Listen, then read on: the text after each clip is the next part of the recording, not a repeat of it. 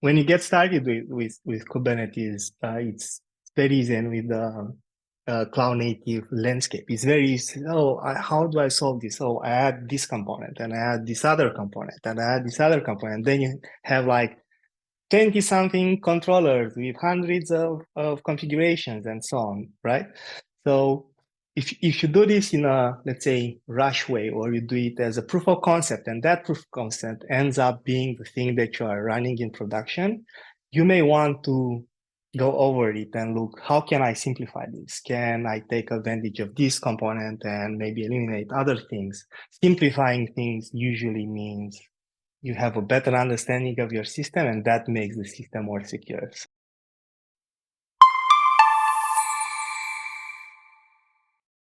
Hello, everyone. Welcome back to the next episode of Simplyblock's Cloud Commute podcast. Today with me, I have Stefan. Please pronounce the last name yourself in a second. I'm not gonna try to do that myself. But Stefan joins us from ControlPlane. And before that, I guess he's also talking a little bit about his own background. So, Stefan, welcome, and maybe say a few words about yourself. Who are you? Why are you here? Thanks, Chris, for inviting me. Yeah, I'm Stefan Prodan. I'm a software engineer for some time now, and in the last 7 years, I've been focusing exclusively on open source engineering.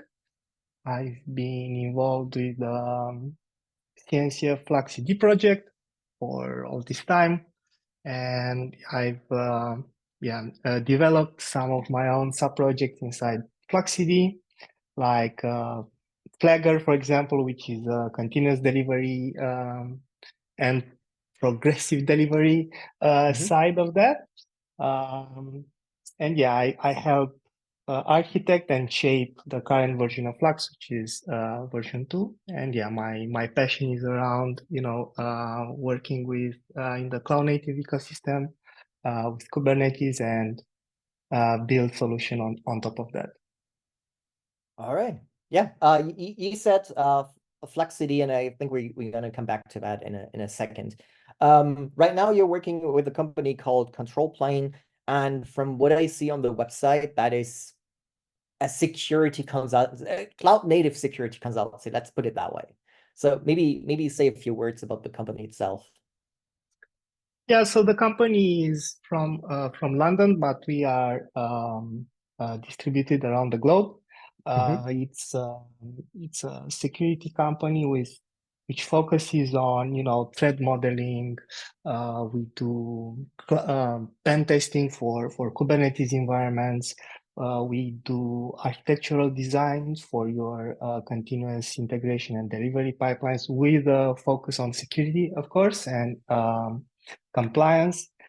So yeah, our services are more around helping organizations evolve into their cloud native journey. And while they are doing that, doing it in a safe way. If you are migrating to cloud, you should gain also a better security stance out of it, and that's one of our main focus. Right. So that means from a customer point of view, when I join as a customer, what would a typical customer look like? Is it like the big company that, as you said, is just moving into the cloud game, or and what are like the challenges they face and where you help them? So there are a wide range of customers. There aren't only banks and financial institutions, but those are usually the organizations that are looking for, answering the questions: are we really secure? Are we doing the right thing here? And I mean, it's not only about most banks moved part of their infrastructure a long time ago on cloud, right? It's not about, getting them started with, but it's more about, how the hybrid cloud looks for you, which are the challenges here. And when we go, usually we do an architectural review. We try to understand the system there, and then through pen testing, threat modeling, and other practices like that, trainings, we try to make first the customer employees more security conscious of their day-to-day operations, and then come up with recommendation for them how they can improve that. Also with pen testing, we discover all sorts of let's say misconfigurations, and we also propose solutions for that, but it's up to the customer to actually take that knowledge and make their security stance better. So it's a mix around consultancy, going there, do red team type of analysis where you poke around and see what you find, but it's also about looking at the architecture of the whole thing and how that can be improved. Usually improvement means also, especially in the cloud native world, means simplification. Like Right. if you see out there, like I know me as a Flux maintainer, I've talked to so many users of Flux, which are I know thousands, tens of thousands, and when you get started with Kubernetes, it's very easy, and with the cloud native landscape, it's very easy. Oh, how do I solve this? Oh, I add this component, and I add this other component, and I add this other component. Then you have like 20-something controllers with hundreds of configurations and so on, right? So if you do this in a, let's say, rush way, or you do it as a proof of concept, and that proof of concept ends up being the thing that you are running in production, you may want to go over it and look, how can I simplify this? Can I take advantage of this component and maybe eliminate other things? Simplifying things usually means you have a better understanding of your system, and that makes the system more secure. So yeah, we in the cloud native world tend to have like deal with massive complexity, and yeah, that's one of the things I'm seeing, like trying to reduce complexity and reduce the noise. It's a good way forward. Right. I think one of the interesting things you mentioned is pen testing. And pen testing is always something that is dear to my heart, because I did not do it in a professional way in the past, mostly for online games and stuff. But I think it's a really important process of actively trying to break into systems or break systems and to find those issues before, well, hopefully non-hostile actors find those. So I think this is really interesting. That is something, I don't know, maybe you have a different feeling about that, but I think it's still something that is not really actively used by a lot of companies, maybe the big ones, but a lot of the smaller companies still seem to miss that, like, or don't really get the importance of pen testing. What do you think about that? Yeah, I mean, I've been to post them some years ago, and Andy, which is the CEO of ControlPlane, we didn't we worked something together, but I joined ControlPlane this year, so I'm quite new to the company. He had a talk on how to hack Kubernetes, and he was on stage hacking Kubernetes from the a root container on the node. Okay, now I'm on the node. How can I get control of the whole control plane of Kubernetes? And then yay, I'm cluster admin, and from here I can do whatever I want. And yeah, I think we should educate people more, Kubernetes users, through things like that, great talks. We at ControlPlane we also do professional training around where we actually teach people how to hack their own Kubernetes. We have a product called KubeSim, which is a Kubernetes simulator. Everybody gets a cluster. It has all sorts of, and all sorts of you deploy now a container, now shell execing to it, and from there you can go, sideways and do all sorts of things. And I think that kind of mentality is important to, promote it more. Like, Yeah, every time there is some way of getting around the security constraints that you think you have in place. So poking around it, it's can be fun, and it also teaches you a lot about the system itself. You learn better Kubernetes if you try to, exploit it from this Yeah, perspective. that's very true. It's kind of the same thing. In the past, I advocated a lot for or how to build resilient and fault-tolerant systems. And it's kind of the same thing from my perspective with security. There is no way to build a 100% secure system except for you don't build it at all. So embrace the idea of there are security issues, and in the worst case, pay somebody to find them for you. It's kind of the same thing with resiliency, right? A resilient system is nice, and you can probably build like a 100% resilient system, but nobody will pay the money for that. So it's a trade-off. Like, how much money do I have in my bank, and how much is this problem worth solving? Yeah, and Right. vulnerabilities come at this point come to you from all directions, right? It's what we've seen in the last years with exploiting the continuous integration and continuous delivery pipeline. And you don't even have to hack the production system. Maybe that's bulletproof, but if you can get into some Jenkins server, which is out there on the internet with a hard-coded admin password that everyone can guess very easily. And once you are into the CI system and you can, poison those binaries, or deploy your own container on the production cluster, even if the Right. production cluster is great.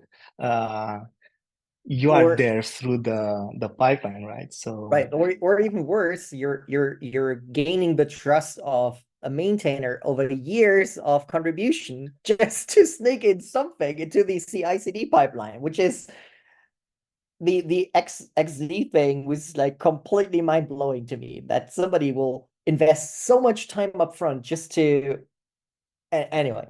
But you made a good bridge to Flexity, I guess, right? You said one of the important things right now is that a lot of attack vectors are going towards the deployment pipeline, or the CI/CD pipeline, trying to inject something at build time, and getting it signed, certified, whatever you want to call it. It looks like totally fine, and it's still a perfect attack vector. I think that is where ControlPlane also plays into with the enterprise for FlexCD. Is that it? Yes. yes, Okay.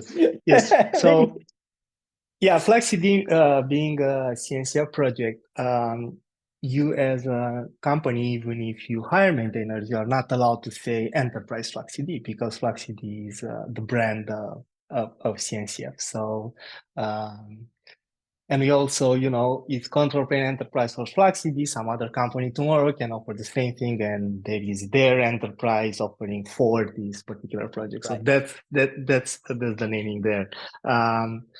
Yeah, so with Flux, we basically, what Flux does, it's a way of you to rip apart the CD things from your CI/CD, right?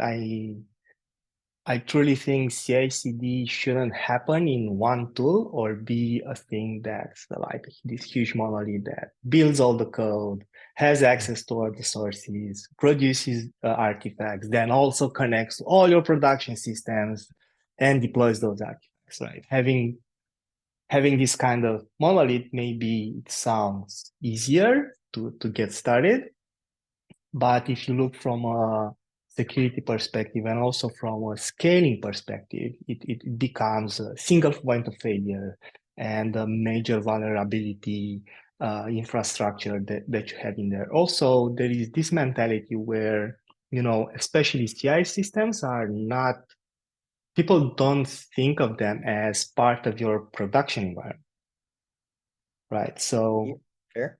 right? Everybody has access to the Jenkins cluster or whatever.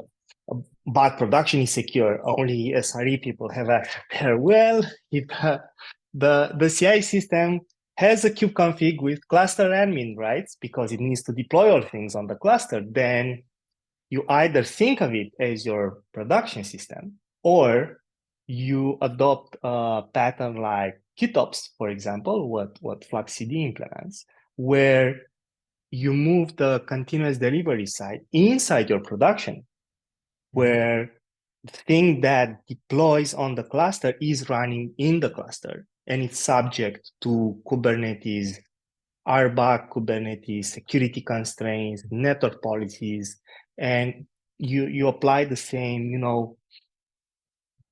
security mindset to your continuous delivery tool as you apply to the whole production system itself, right? So the shift with FluxCD and all the other GitOps tools in the ecosystem is the fact that it runs there in production, and you don't connect from outside, from Jenkins or whatever your GitHub actions. You don't have to open your clusters on the internet. You don't have to give some external system your cluster admin configuration and authentication, but the cluster itself goes somewhere and looks there and says, oh, this is what I have to deploy. Let me deploy it. And that somewhere is a Git repo that can be different and should be different in most ways than where you store your source code. So you can apply,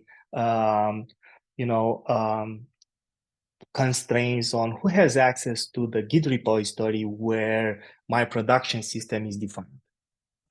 Right. You can have a different type of groups of people, and how you drive changes there. You can enforce all sorts of good practices that you can enforce on any Git repo, like main branch is protected, and you have to, every time you modify something on a cluster, you have to open a pull request. Someone from the SRE team has to approve it. Oh yeah, it's okay to change this network policy, right? So you basically apply all the good practices that you have for your code to your production systems. You can keep these things in a separate repository or repositories. And then the production system comes to the repository, sees, oh, there is a new version of this app. Let me now deploy it for you. So you don't go to the system, the production system comes to you and decides how the new version should be deployed. So it's basically FluxCD, if you think of it, is like a proxy between, the desired state, which is a Git repo, and the production system where it runs. So you no longer go to the system and control it yourself. You tell Flux, hey, I would like for my cluster to look like this, and Flux can tell you, hey, this is not possible. I have, I don't know, Kyverno or OPA in here, and they are blocking this change. Now go and figure out the fix for it, right? So you can Flux integrates with admission controllers, which can enforce good practices, better security constraints on top of your continuous delivery pipeline. Right. So there is a continuous delivery pipeline here in the cluster and a CI thing, which is completely separated. Right? So just having this separation, improves your security stance, and you have a more reliable way of deploying it, because let's think like you start with one production cluster in one region, then your business grows, right? Maybe you move from US and you open a shop in Europe as well. You want the European customers to not have huge latency, right? Not go to the cluster in US, so you'll probably create a new cluster in European region there. So the more your business expands, the more clusters you'll have. And what that means, if you have everything running from a single CI/CD tool, every time you add a new cluster, you have to, onboard it into your CI system, like setting up certificates, how you connect to it, and all of that. With something like Flux, when you add a new cluster, you bootstrap Flux, which is the thing that after the cluster gets created, the first thing that gets deployed there is Flux itself. And then you tell Flux, hey, configure this whole cluster, this whole region according to that repository where you have defined your production system. It automatically does it, right? So it's easier to expand your production system over regions and so on when you adopt something like GitOps in your pipeline. That was amazing. I had so many questions. You had just answered all of them. You literally just went through and answered all of them in one go. That was absolutely incredible. Just one quick question, because I think a lot of the audience may use something like Argo CD. In that sense, it's kind of similar, right? It's kind of a similar idea that you separate out like your build pipeline, which would be probably like Jenkins, and then you have Flux or Argo CD or something on the cluster side installing or deploying all the artifacts. Yeah. So there are two main projects that implement the GitOps pattern in CNCF. That's Flux and Argo. There is also the Continuous Delivery Foundation under Linux Foundation, CDF, where they host their Jenkins X, which is it's a rewrite of Jenkins that has GitOps features. There is also Tecton in CDF as a project, which can do continuous integration, but can also configure Tecton to do continuous delivery. It also runs in your cluster.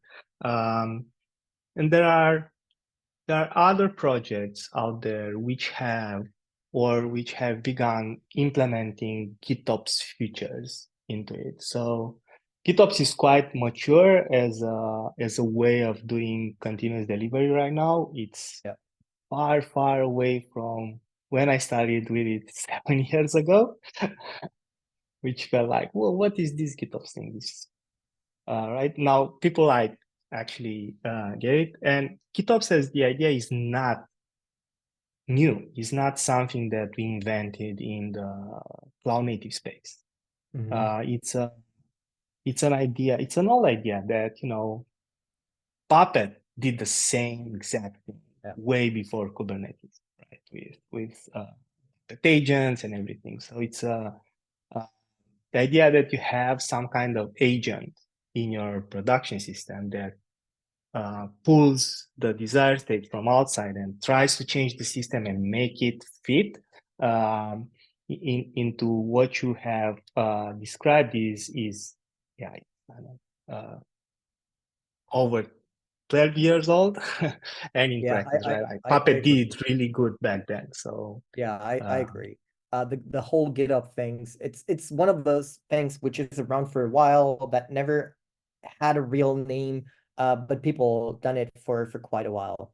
So yeah, I agree. In the sake of time, because we're already behind the 20 minutes, but I really want to ask you, like, what is your personal view on the future? What do you think is like the next big thing? Is there like something you see coming as like the next innovation of GitOps or CD pipeline security, whatever you think? So for me, what I am trying to promote inside the Flux CD organization and through the Flux project and all the Flux maintainers we try to drive Flux in a direction where we offer a different way of doing GitOps without Git in production, but with Git still as the tool that you use for collaboration. So what we are shipping into Flux, and it's already in there, we have production users using it, is where we use the container registry as the thing that holds your whole desired state. And we rely upon the Open Container Initiative specification, which I don't know, since 4 years ago, 3 years ago, it has this concept of an OCI artifact. So an OCI artifact is what you are already using it. If you use a container image, that's an OCI artifact, and it's a tarball which has some metadata and it's stored in the container registry. Those are your app images. And with Flux, what we've done, we are offering tools also in the CLI and also the controllers where you can say, I can do a Flux push, which is the same as a Docker push, but instead of pushing your binaries with Flux push, you push the configuration of your clusters, which can be, all the Kubernetes YAMLs, custom resources, Helm charts, all the definition of your production cluster, it's stored in the container registry, which by design is more closer to the cluster. It's HA, can live inside your private VPC next to the cluster, while Git is something that, it's usually outside of that trust zone because developers have to have access to it and so on. So you'll push the configuration to your Git repo, but instead of Flux coming from the cluster to Git and basically getting over the security trust zone in this area, you'll push the configuration along with when you do the Docker build and Docker push. Right after that, you'll do a Flux push of the configuration of that application to the same container registry. You sign it in the same way with cosign or notation. And when Flux deploys the new version of the app, instead of going to Git, goes to the container registry, pulls the definition there, verifies that the definition is correctly signed, and only then it deploys it. So it fits kind of in the security model, and we are also promoting this through our ControlPlane offering for Flux, the Enterprise Edition, where we want to ensure that ControlPlane customers, which are relying on Flux, they can adopt a more secure way and more better way of doing continuous delivery, not only from a security perspective, but also from a reliability perspective, right? Because you no longer have to get Git in there in your production system. You can rely on the container registry, which you should already have it in there. You should have figured out how to do HA for it. And if you are using a cloud vendor, you already have all these things. But no cloud vendor out there will give you the same SLAs and the same assurances for a Git offering in the way they do it for container registries, right? So that's where we are moving with Flux. That is a really interesting approach, and I never thought of it like the container registry. To me, always was like an image registry, basically. That's an interesting approach to just reuse the same system and say, okay, now you basically push your suggested state, and on the other side you just pull it and rebuild it. That's interesting. Unfortunately, we're out of time. I'd have a few more questions, but 20 minutes are over. So thank you very much. It was a pleasure. I hope people learned something. I certainly learned something new. I only used Argo CD in the past, so Flex is new to me. And thank you for being here.